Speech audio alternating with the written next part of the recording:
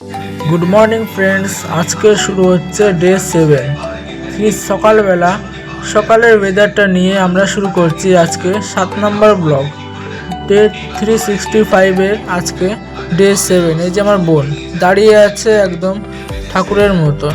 আমাদের বাড়িতে দুটো বেগুন গাছ আছে, তো বেগুন গাছটা তার মধ্যে একটা বেগুন গাছে বেগুন হয়েছে। বেগুনগুলো কতই না লম্বা, তোমরা দেখো।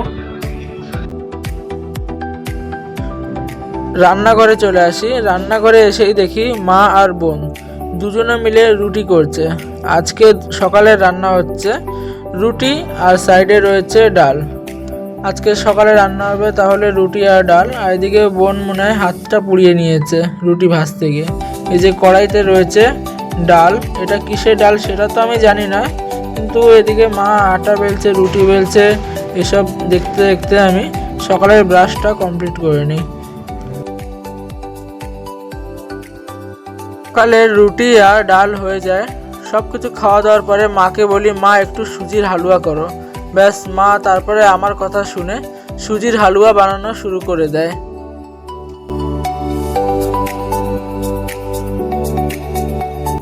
খাওয়া দাওয়া কমপ্লিট করে আমি দোকানে চলে আসি। আর আজকে দোকানে একটু কাস্টমার কম থাকার কারণে এই ভিডিওটা করে নিচ্ছি, কারণ দোকানে সবসময় কাস্টমার থাকে, যেই কারণে আমি ভিডিওটা করতে পারি না। এখন বাজে দুপুর 2টো। দোকান বন্ধ করে আমি বাড়িতে এসে দেখি বাড়িতে তালা দেওয়া, কারণ মা আর বোন গেছিলো ওদের স্কুলের একটা অনুষ্ঠানে।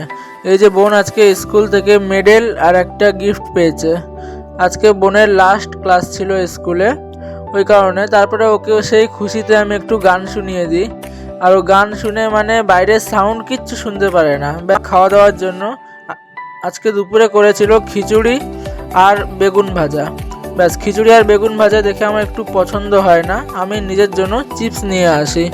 আনতে গেছিলাম, এদিকে দেখি মা আর বোন খাওয়া দাওয়া শুরু করে দিয়েছে। আর এই যে খাওয়ার সময় এই যে লাখ টাকার লক্ষ্মী লাভ না লক্ষ্মীর ভান্ডার বুঝি না আমি, এটা এদের না দেখলে মোটামুটি খাওয়া হজম হয় না। এটা কে কে দেখো কমেন্টে জান।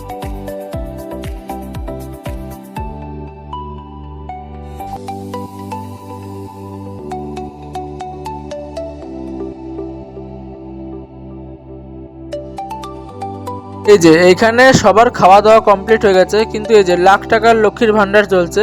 খাওয়া কমপ্লিট হয়ে গেছে, তাও সামনে এঁঠো থালা বাসন রেখে লক্ষ্মীর ভান্ডার না দেখলে হবে না। আর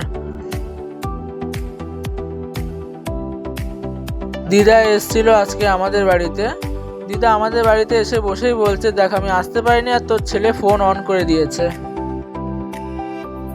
খাওয়া দাওয়া কমপ্লিট করে আমি দোকানের জন্য রওনা দিই, দিদাকে টাটা করে দিই। দিদা আমাকে বলছিল কি আমি আসতে পারলাম না আর তুই চলে যাচ্ছিস।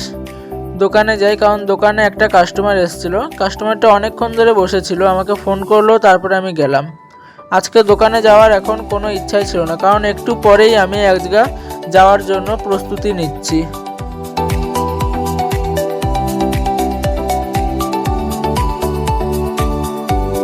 বাড়িতে এসে দেখি দিদা মায়ের কাজটা করছে। মা যেমন সারাদিন ঠোঙা করে আর ফোন দেখে লাখ টাকার লক্ষ্মীর ভান্ডার, দিদাও আজকে সেম ঠোঙা করছে, কিন্তু মায়ের হাত থেকে দিদার হাতটা একটু বেশি স্পিড।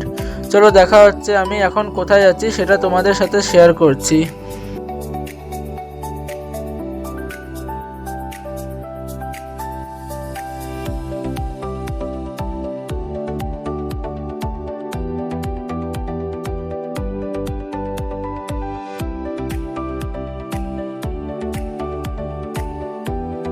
এখন বাজে রাত 8টা 30। রাত 8টা 28-এর ট্রেন ধরে আমি মায়াপুরের জন্য রওনা দিই।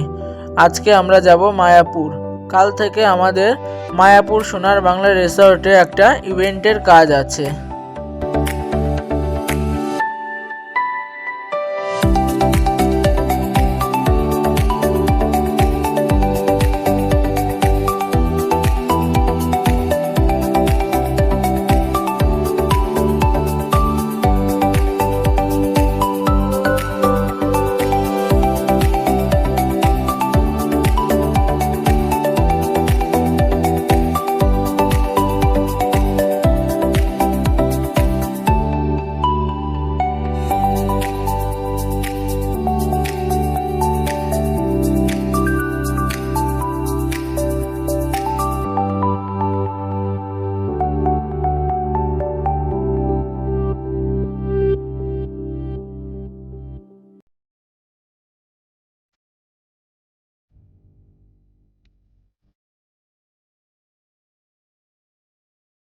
রানাঘাট থেকে আমরা ট্রেন চেঞ্জ করে আমরা লালগোলা লোকালে উঠে পড়ি।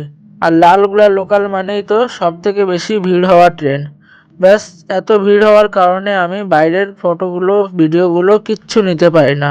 আমরা এখন বাহাদুরপুর স্টেশনে নেমে পড়ি। বাহাদুরপুর স্টেশন নেমে লালগোলার ভিড়কে টাটা করে আমরা আমাদের হোটেলে যাওয়ার জন্য প্রস্তুতি নিই। আজকে আমাদের হোটেল থাকবে হোটেল নীলাচল।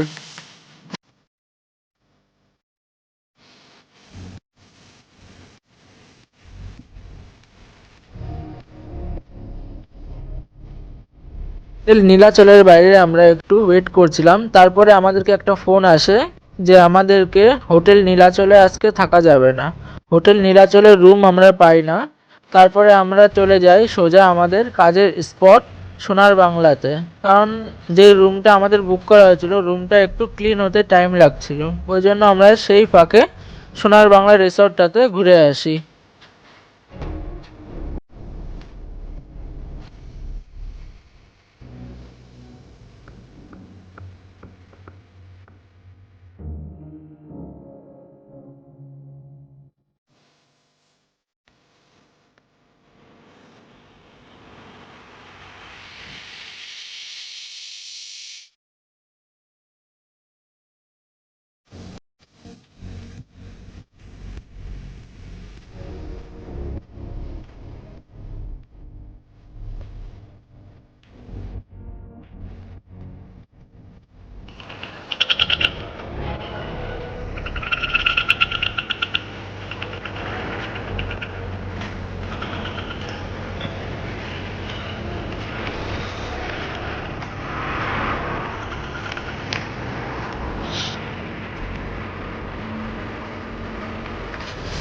এখানে আমরা এখন রাতে আছি।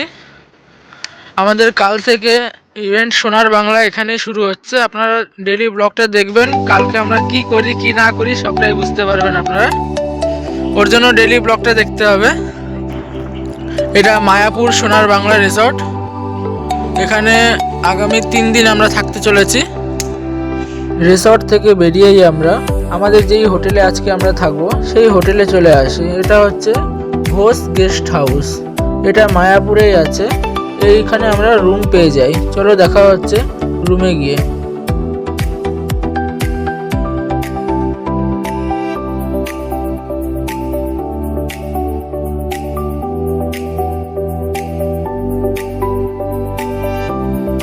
এখন রাত বাজে 12টা 20। এখন ব্লগটা আমি এখানে শেষ করছি। ওকে, গুড নাইট।